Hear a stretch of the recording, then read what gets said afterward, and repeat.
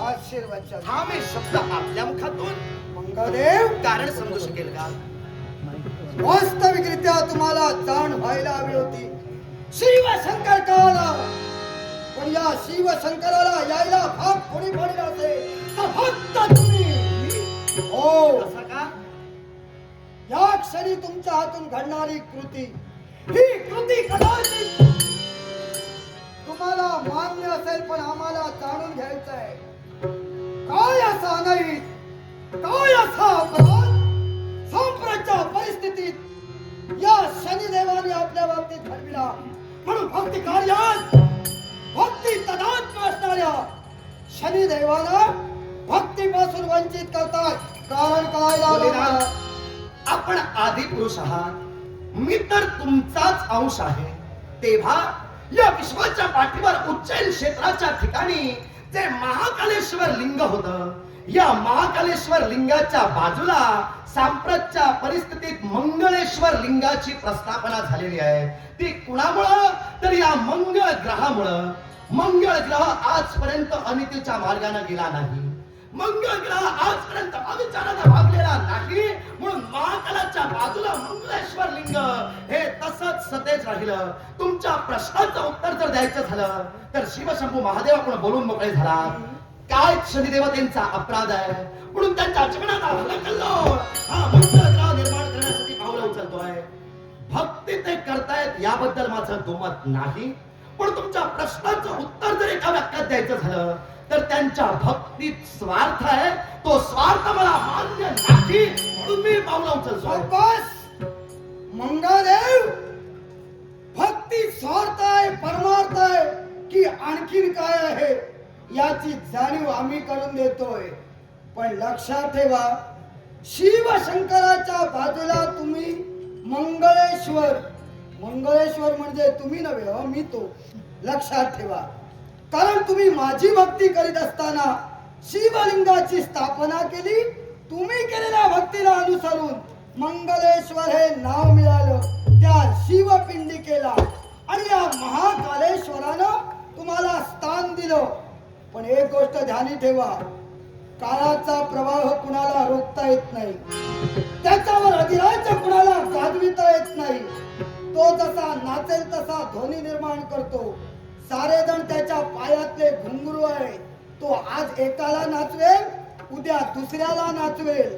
तेव्हा तुमची जागा आहे, पण ती जागा टिकविणं महत्वाचं आहे. त्यामुळे लक्षात ठेवा, वेळ ठरली तर तुमची देखील जागा बदलू शकते. पण तुमच्या प्रश्नाला केवळ अनुत्तरित ठेवणार नाही. या विश्वात त्यांच्याकरवी चाललेला स्वार्थ म्हणे तुम्हाला मान्य नाही. तो स्वार्थ काय हे समजेल आम्हाला? निश्चितच समजेल. पण आदि पुरुषा, आपल्या मुखातून निघणाऱ्या शब्दांनी मनात माझा अचंबा निर्माण झाला. विश्वाच्या पाठीवर काळ आणि वेळ याच्यावर कुणालाही अधिपत्य गाजवता येत नाही, आणि यापुढेही काळावर कुणी अधिपत्य गाजवू शकणार नाही. आपण आदि पुरुष आहात. या विश्वाच्या पाठीवर अशी कुठली गोष्ट नाही जी तुमच्यासाठी कठीण आहे. आपण बोलून मोकळे झालात. महाकालेश्वर लिंगाच्या बाजूला जे मंगळेश्वर लिंग आहे, ते मंगळेश्वर लिंग म्हणजे मंगळ ग्रह नव्हे, तर प्रत्यक्षात आदिपुरुष आपणच आहात. मी तुमची एक निष्ठतेने त्या महाकालेश्वर खऱ्या अर्थानं पिंडीच्या बाजूला भक्ती केली, आणि म्हणून जे लिंग मी स्थापित केलं तुमची भक्ती करून, त्यात तुम्ही अंश स्वरूपाने तुमचं वास्तव्य ठेवलात, आणि मंगळाच्या भक्तीला बोलून माझं नाव त्या खऱ्या अर्थानं पिंडीला दिलात, म्हणून ती पिंडी मंगळेश्वर म्हणून झाली. मग जर माझ्यासाठी तुम्ही खऱ्या अर्थानं महाकालेश्वर लिंगाला मंगळेश्वर लिंग सुद्धा यांचं समीकरण जोडू शकता, तर आता मला तुमच्या सहकार्याची गरज असताना तुम्ही माझ्या विरोधात उभे राहून भाष्य करताय. याला कारण शनिदेव ठरतोय. अर्थात मी तरी म्हणेन शनिदेव माझ्या नजरेत दोषी आहे. त्यांच्या भक्तीत स्वार्थ आहे. तो स्वार्थ कसा हे सुद्धा मी तुम्हाला पटवून देण्याचा प्रयत्न केला. विश्वात नवग्रह आहे. नवग्रहांनी खऱ्या अर्थानं आपापलं स्थान या विश्वात सर्वश्रेष्ठ पदावर देऊन ठेवण्याचा प्रयत्न केला आहे. ग्रह पदावर जे जे ग्रह खऱ्या अर्थानं आरूढ झाले त्यांनी काहीतरी या विश्वात सर्वश्रेष्ठ असं कार्य घडविलं, म्हणूनच त्यांना ग्रहपद प्राप्त झालं. मी सेनापती पद घरातल्या ग्रहमंडळात भूषवतोय. अर्थात मी पराक्रमाचा कारक आहे. हे माझं श्रेष्ठत्व ज्यावेळी मी तुम्हाला पटवून दिलं त्यावेळी तुम्ही मला सेनापती पद दिला. शनी देवतेंना न्यायाची देवता म्हणून ओळखली गेली. शनी देवतेने या विश्वाच्या पाठीवर असं काहीतरी कृत्य घडलं म्हणून ते त्या पदावर जाऊन पोहोचले. मग प्रत्येक ग्रह आपल्या कार्याशी निगडित आहे. प्रत्येक ग्रह आपल्या स्थानावर अधिष्ठित आहे. तो त्याच्या श्रेष्ठत्वानुसार प्रत्येक जण त्याच्या स्थानी श्रेष्ठच आहे. मग साऱ्या ग्रहात श्रेष्ठत्व मिळवण्याचा मानस शनी देवतेच्या मनात का उत्पन्न व्हावा? मंगळ ग्रह वाद फक्त श्रेष्ठत्वाचा मनाशी धरून भक्तीपासून त्यांना वंचित करण्यासाठी इथवर आलात. पहिली गोष्ट सांगतोय, तुम्ही जरा खूप पुढे गेलात. कारण न्यायाची देवता अजून शनिदेव झालेले नाही. न्यायाची देवता अजून तरी मी आहे, कारण तो दंड अजून माझ्याकडे आहे. आदिपुरुषा तो दंड समजा भविष्यात कुणाच्या हाती गेला तर न्याय व्यवस्था बदलणार. मी तेव्हा तुम्ही बोलून गेलात म्हणून बोललो. ऐका, न्यायाची देवता शनिदेव अजूनपर्यंत झालेली नाही. आदिपुरुषा न्याय मीच करतो. लक्षात ठेवा. आदिपुरुषा मी हे बोललो याच्या मुळाशी सखोल कारण होतं. स्पष्ट आता करा. ते कारण मी तुम्हाला स्पष्ट करून सांगतो. या विश्वाच्या पाठीवर काही काळासाठी शनिदेवाचं वास्तव्य हे काक पक्षांच्या सानिध्यात होतं. काक पक्षांच्या सानिध्यात ज्यावेळी शनिदेव होते त्यावेळी शनिदेव ते काक पक्षी म्हणजेच आपले मित्र परिवार आहेत. काक पक्षी हाच माझा परिवार आहे. काक पक्षी म्हणजेच माझं सार सर्वस्व आहे. या मनोधारणेनं काही काळ त्यांच्याशी गुण्या गोविंदानं नांदत होते. एके दिवशी असा प्रसंग घडला. देवराज देवेंद्र, खऱ्या अर्थानं देवराज देवेंद्र यांनी आपल्या वज्राच्या सहाय्यानं त्या काक पक्षांवर वज्राचा वार केला आणि त्यायोगे सारे काक पक्षी मृत झाले. शनी महाराज ज्यावेळी काक मातेकडे गेले त्यावेळी काक मातेनं त्यांना सांगितलं, आज मृत्यूला सारे काक पक्षी सामोरे जात आहेत. त्याच्या मुळाशी असणारं कारण देवतांचे राजे इंद्रदेव आहे. तेव्हा त्या काक मातेच्या या निर्गुण हत्येचा सोड घेण्यासाठी शनी महाराजांनी देवतांवर आक्रमण केलं. देवतांवर आक्रमण केलं आणि शनी महाराजांनी खऱ्या अर्थानं देवतांची त्रेधा उडविली. देवतांची त्रेधा उडविली त्यावेळी सारे देव आपापलं स्थान सोडून खऱ्या अर्थानं जीवाच्या भीतीनं मिळेल त्या मार्गाने पळत होते. त्यावेळी इंद्रदेव तुमच्यापर्यंत आले. तेव्हा तुम्ही इंद्रदेवतेना सांगितला, ज्या बालकाच्या बाबतीत तुम्ही जी कृती घडवला त्या कृतीनुसार हा अद्वितीय असा बालक खऱ्या अर्थानं हे सोडा भावनेपोटी करतोय. यात त्याचा दोष आहे असं मी म्हणणार नाही. पण देवतांचं स्थान या विश्वात जर डळमळीत झालं तर सृष्टीचं स्थैर्य डागाळलं जातं. आणि म्हणूनच देवराज देवेंद्रांसाठी शनी महाराजांना आदिपुरुष तुम्ही प्रतिकार केला. तेव्हा तुम्ही काय केला तर तुमच्या हाती असणारा जगभक्षक, या जगभक्षकायोगे शनी महाराजांना तुम्ही मारण्यासाठी जाणार तोच हा शनिदेव जर खऱ्या अर्थानं तुम्ही तुमच्या जगभक्षकांना जर मारिलात तर या विश्वाच्या पाठीवर जे कार्य देवतांना घडवायचंय ते घडवता येणार नाही. म्हणून तुम्ही फक्त त्याच्यावर लात मारला. तेव्हा शनिदेव स्वर्ग साम्राज्यातून पिंपळ वृक्षावर एका जाऊन पडले.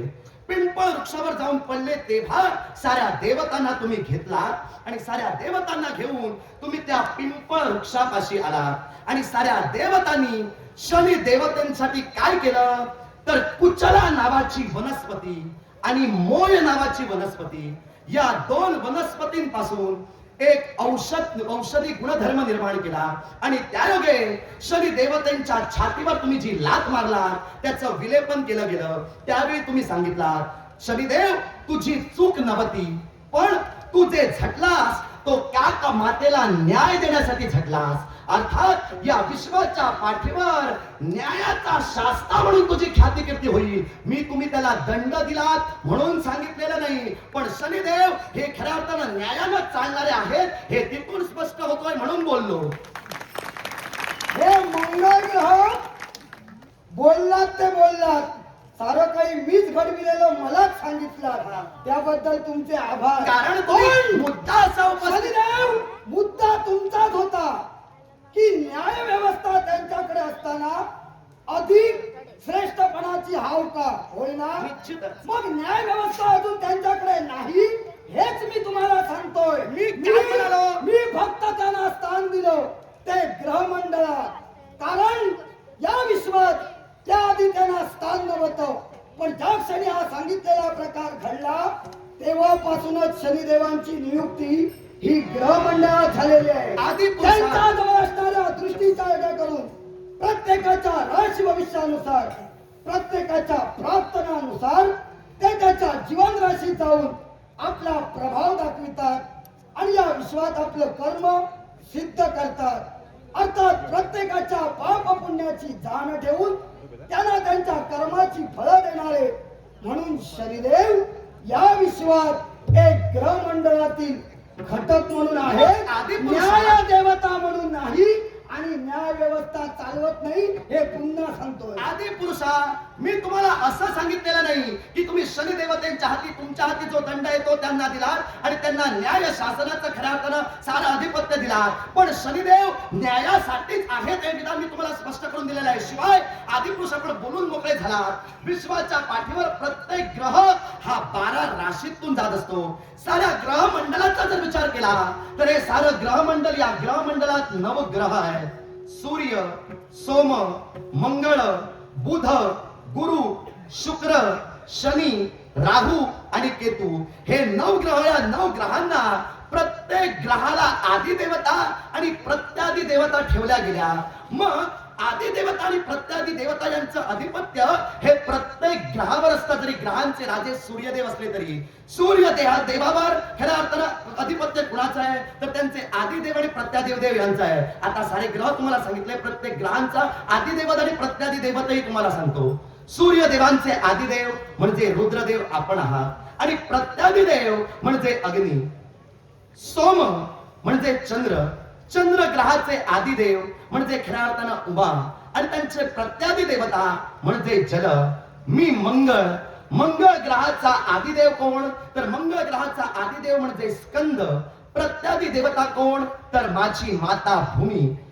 सूर्य, सोम, मंगळ. हिशोब नीट घाला.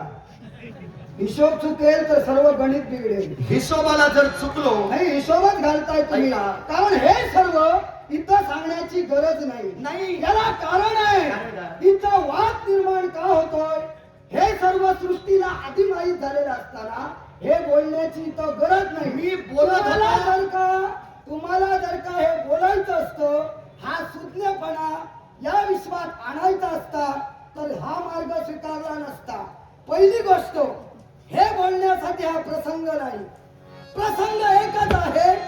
तुम्ही घडविण्यासाठी आलात शनिदेवांना भक्तीपासून वंचित करण्यासाठी आणि मी आलोय शनिदेव भक्ती करतायत त्या भक्ती तत्वाचं रक्षण करण्यासाठी. मग आधी त्यावरच काय ते स्पष्टीकरण द्या. मग कुणाचे उपद्रव, कुणाची उपदेवता, कुणाचा रस काय, कुणाचा गुण काय, कुणाचं धान्य काय हे मला माहित नसल्यासारखं माझ्या समोर वक्तव्य करू मग नका. तुम्हाला जर ऐकायचं नाही, मी असं तुम्हाला सांगितलं नव्हतं. तुम्हाला माहित नाही म्हणून मी सांगतोय. तुम्ही तर आदिपुरुष आहात, आम्ही तुमच्या मग या गोष्टी बालके आहोत. ऐका, मी सांगत होतो याच्या मुळाशी असणारं कारण तुम्ही माझी बाजू चुकीची ठरवत होता. ती माझी बाजू मग सांगा. सत्याचे ते दाखवून देत होतो. तुम्ही ऐका. तुम्ही सांगितलं शनिदेव भक्ती करतायत, मग तू का खऱ्या अर्थानं व्यत्यय निर्माण करतो? याला कारण आहे त्या विश्वास. शनिदेवतेच्या भक्तीत स्वार्थ होता, तो मला मान्य नाही म्हणून मी प्रतिकार मग केला. जर का शनिदेवांच्या भक्तीत तुम्हाला स्वार्थ दिसला होता तर तुम्ही न्याय व्यवस्थेबद्दल बोललात.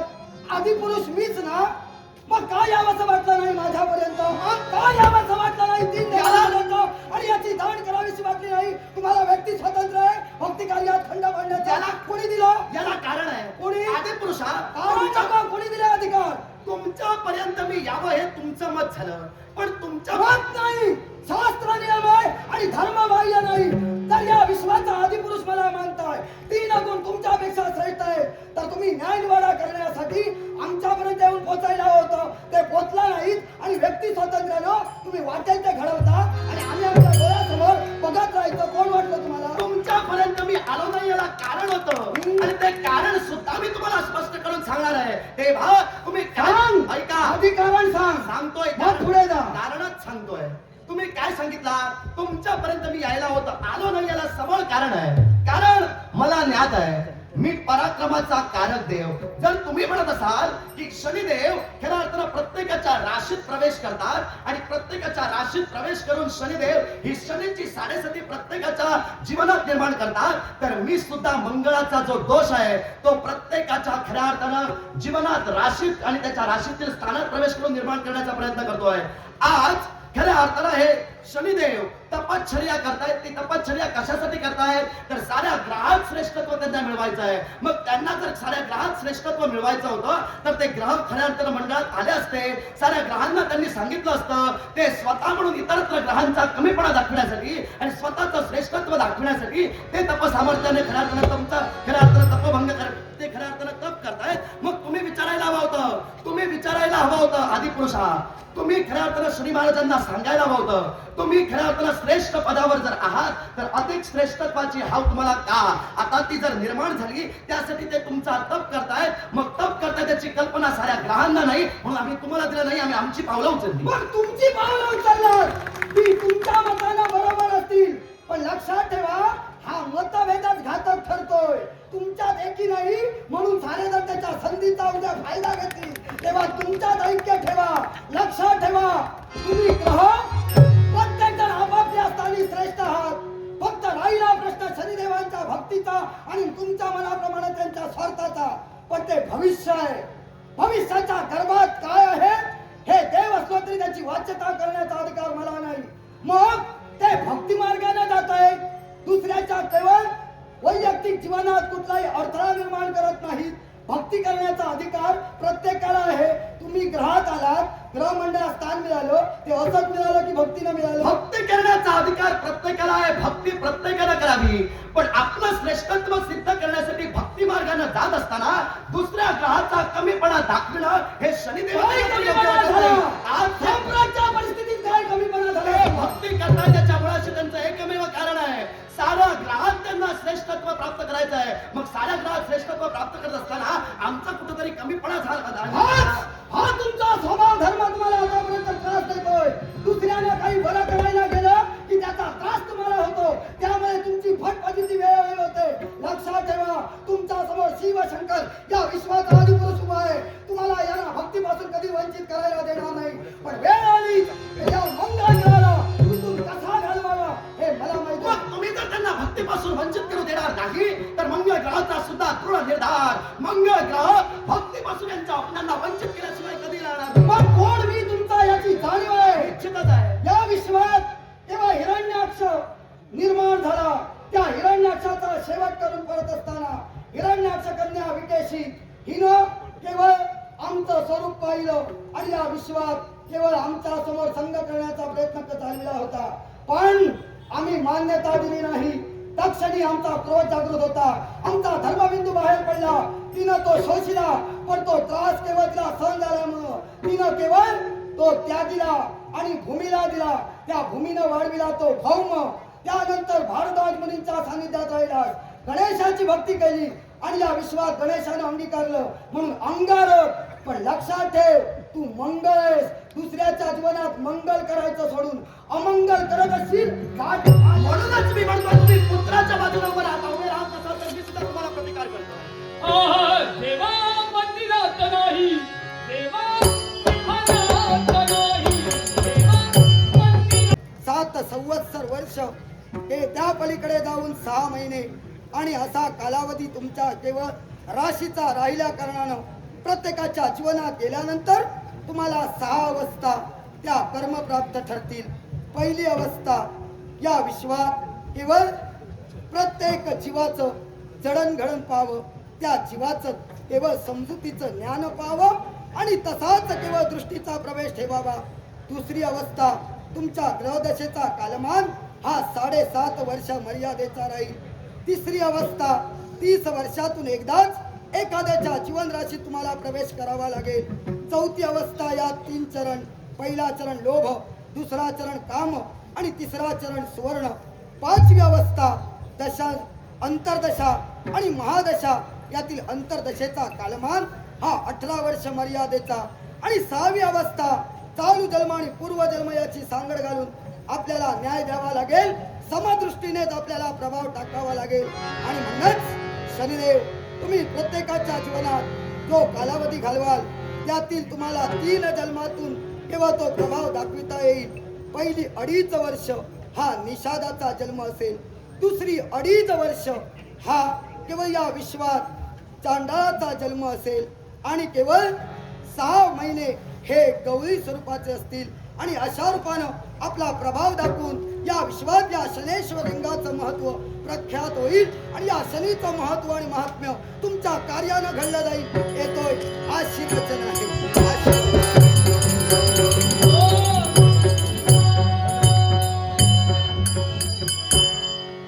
महामृत्युंजयाय रुद्राय नीलकंठाय शंभवे अमृतेशाय शर्वाय महादेवाय धीमहि.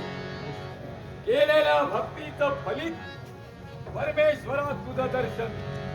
आणि या विश्वाच्या ठिकाणी कोणती अपेक्षा नव्हती तरी सुद्धा मी त्याला दिलेला शब्द या विश्वाच्या ठिकाणी माझं अस्तित्व निर्माण करीन. मग माझ्या गुरुनं माझ्या शिवशंकरानं ग्रहमंडलाच्या स्थानी आत्ताच कुटुंबाला दंडनायक शनी म्हणून निर्माण केलं. न्यायाचा तराजू माझ्या हाती दिलेला आहे. दंडाची काठी आम्ही आमच्या हृदयाशी बांधली आहे. अर्थात दंडनायक शनी विश्वाच्या ठिकाणी अधर्म याच्यापूर्वी कधी केला नाही, भविष्याच्या ठिकाणी तो करणार नाही. नीतिमत्तेनं वागेल,